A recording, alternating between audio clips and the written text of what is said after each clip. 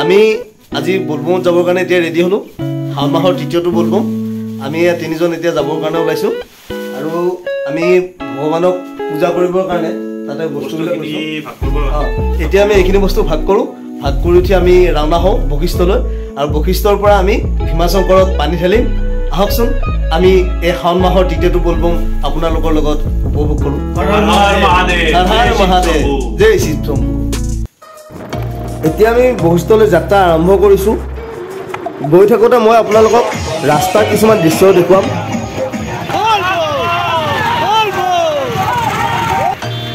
এয়া আপোনালোকে দেখিবলৈ পাইছে আনন্দত মতলীয়া হৈ ভক্তসকলে বলবম কৰিব গৈ আছে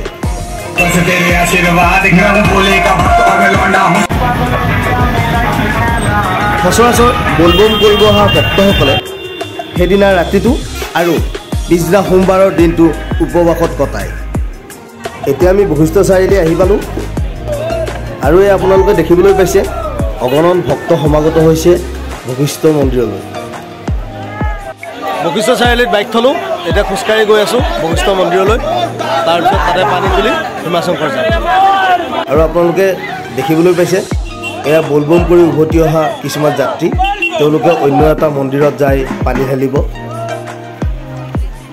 আৰু আমিও পূজা কৰিবৰ কাৰণে ফুল বেলপাত এইবিলাক কিনি ল'লোঁ আহি এতিয়া বশিষ্ঠ মন্দিৰত তোৰণ পালোঁ এয়া কাউৰীৱালা তেওঁলোকে পানী তুলি পুনৰ মন্দিৰত ঢালিবৰ কাৰণে গৈ আছে এওঁলোকে ঘৰৰ পৰা বশিষ্ঠলৈ খোজকাঢ়ি আহে আৰু বশিষ্ঠৰ পৰা সেই মন্দিৰটোলৈ খোজকাঢ়ি যায় পানী ঢালিবৰ কাৰণে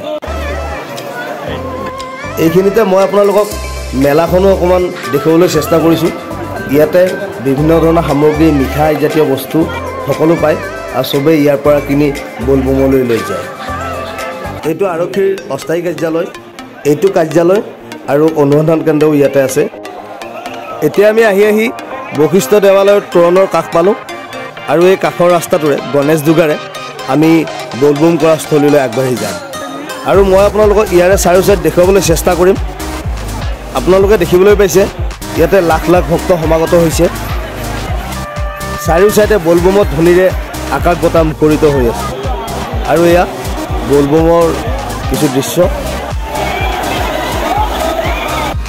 এইখিনিতে মই আপোনালোকক এই বশিষ্ঠ মন্দিৰৰ চাৰিও চাইডটো দেখিবলৈ চেষ্টা কৰিছোঁ কেনেকৈ ভক্তসকলে ইয়াতে বলবম কৰি আছে আৰু আমিও আমাৰ কাৰণে এডোখৰ ভাল ঠাই বিচাৰি ঘূৰি আছোঁ ভাল জেগা এটা পালে ভাল হয় বলবম কৰিবৰ কাৰণে এটা ভাল জেগাৰ দৰকাৰ যিটো জেগাত নেকি আমি গোটেইকেইজনে ধুনীয়াকৈ বহি আমি ভগৱানক পূজা কৰিব পাৰোঁ আৰু আমি এই আহঁতডালৰ তলত সেই জেগাখিনি বাছি লৈছোঁ আপোনালোকে চাই থাকিব আজি এই বলবমৰ নিশাটো আমি কেনেকৈ কটাওঁ আমি বলবম কৰিব লোৱা জেগাখিনি হ'ল সন্ধ্যা ললিতা কান্তা ত্ৰিবেণী সংগমৰ পাৰত আমি এইখিনি জেগাতে বলবম কৰিম আৰু জেগাখিনি চাফা কৰি ল'লোঁ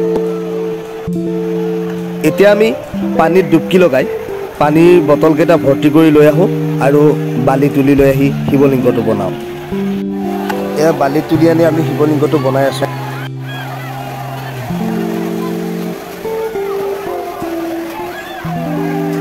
এতিয়া আমি পূজাখিনি কৰিবৰ কাৰণে সকলো সামগ্ৰী ওলাই লওঁ আৰু গোটেইখিনি দৰকাৰী বস্তু এক চাইডত থৈ দিওঁ কাৰণ কিয় পূজাখিনিৰ টাইমত গোটেইখিনি বস্তু ওচৰতে থাকিলে পূজাখন কৰাৰ সুবিধা হয়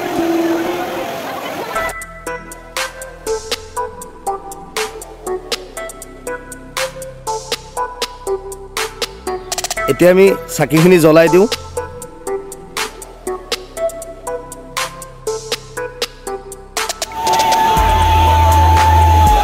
আৰু এতিয়া আমি বলবমৰ পূজা আৰম্ভ কৰিলোঁ আৰু আপোনালোকে দেখিবলৈ পাইছে আমি চাকি ধূপ গোটেইখিনি জ্বলাই দিলোঁ হৰ হৰ মহাদেৱ এয়া এজন কাউৰীৱালাই ডুবকি লগাই আছে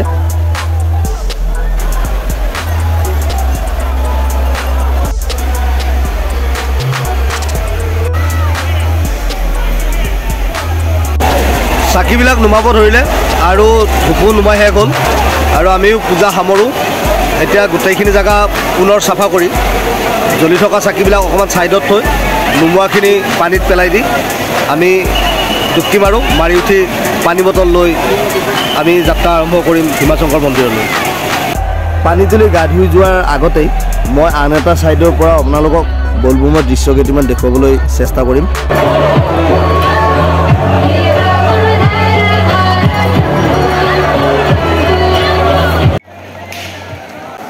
গা ধুই আহি বশিষ্ঠ দেৱালয়ত পানী ঢালি যাত্ৰা আৰম্ভ কৰিম ভীমাশংকৰ জ্যোতিৰ্লিংগলৈ।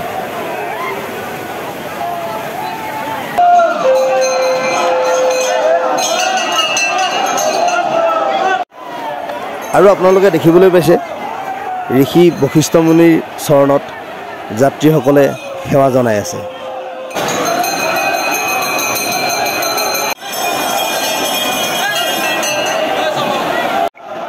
এতিয়া প্ৰথম গণেশ মন্দিৰত পানী ঢালি আমি বশিষ্ঠ মন্দিৰলৈ এয়া যাত্ৰা আৰম্ভ কৰিছোঁ। আৰু আপোনালোকে দেখিবলৈ পাইছে ভক্তসকলে শাৰী পাতি ৰৈ আছে আৰু আমি এয়া বশিষ্ঠ মন্দিৰৰ চিৰিৰে খোজকাঢ়ি গৈ আছোঁ।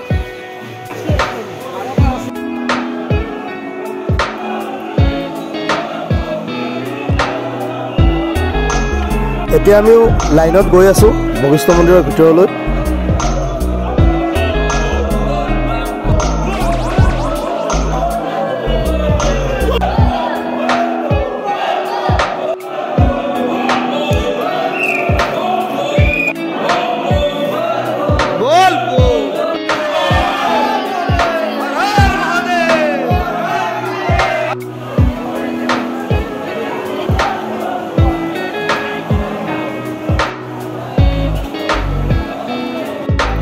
বশিষ্ঠ মন্দিৰ দৰ্শন কৰি আহি এতিয়া আমি যাত্ৰা আৰম্ভ কৰিম ভীমাশংকৰ জ্যোতিৰ্লিংগলৈ। এতিয়া আমি ভীমাশংকৰত উপস্থিত হ'লোঁ। এই ভীমাশংকৰ জ্যোতিৰ্লিংগ গড়চুক পামহিৰ ডাকিনী পাহাৰত অৱস্থিত। এইখিনিতে মই আপোনালোকক ভীমাশংকৰ মন্দিৰত যোৱা ৰাস্তাটো দেখুৱাবলৈ চেষ্টা কৰি আছোঁ। আৰু ইয়াতে ভক্তসকলক শুশ্ৰূষা কৰিবৰ কাৰণে কিছুমান অস্থায়ী ঘৰ বনাই দিছে। এতিয়া আমি আহি দাৰপাল গণেশ বাবাৰ মন্দিৰত উপস্থিত হৈছোঁ। প্ৰথমতে ইয়াতে আমি চাকি ধূপ জ্বলাই ভীমাশংকৰ মন্দিৰলৈ আমি আগবাঢ়িম।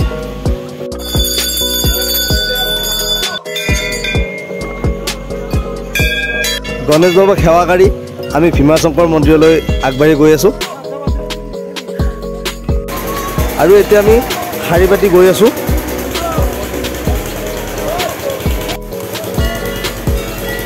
ভীমাশংকৰ মন্দিৰৰ এই গেটটো বহুত ধুনীয়া লাগে চাই, কিন্তু এতিয়া যিহেতু আমাক বেলেগ এটা ৰাস্তাৰে আগবাঢ়িব দিছে সেইটো কাৰণত আমি আপোনালোকক এতিয়া গেটটো দেখুৱাব নোৱাৰিম। মই আপোনালোকক ঘূৰি আহোঁতে নিশ্চয় দেখুৱাবৰ কাৰণে চেষ্টা কৰিম। আৰু এয়া আপোনালোকে দেখিবলৈ পাইছে ভীমাশংকৰ জ্যোতিৰ্লিংগৰ তলৰ বলবুমৰ দৃশ্য। পুনৰ শাৰী পাতি গৈ আছোঁ। মই ভীমাশংকৰ জ্যোতিৰ্লিংগৰ চাৰিও ছাইডটো আপোনালোকক দেখাবলৈ চেষ্টা কৰিম।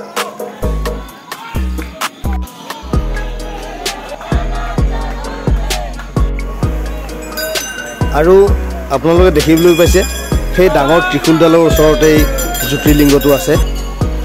আৰু মই আপোনালোকক সেইখিনিলৈ গৈ দেখুৱাবৰ কাৰণে চেষ্টা কৰিম। তাৰ আগতে প্ৰথমতে আমি চাকি ধূপখিনি জ্বলাই লওঁ।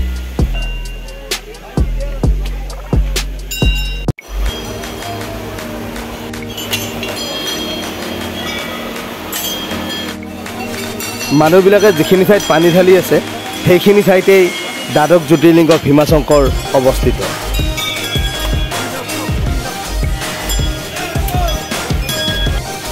ইয়াৰে যিটো প্ৰাকৃতিক পৰিৱেশ সেইটো চাই কিবা এটা পৌৰাণিক মন্দিৰত প্ৰৱেশ কৰা যেন অনুভৱ হয়। মন্দিৰ দৰ্শন কৰি ওলাই আহিলোঁ আৰু মই ওপৰৰ পৰা আপোনালোকক এই ভীমাশংকৰ মন্দিৰৰ দৃশ্যখিনি দেখুৱাবলৈ চেষ্টা কৰিছোঁ।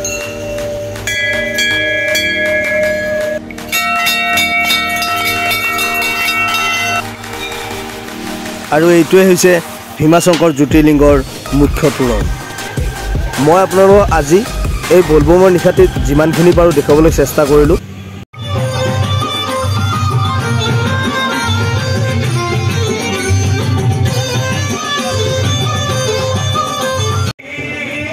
আপোনালোকে মোৰ আজিৰ এই বলবমৰ ভিডিঅ'টো চাই কেনেকুৱা পালে মোক জনাব।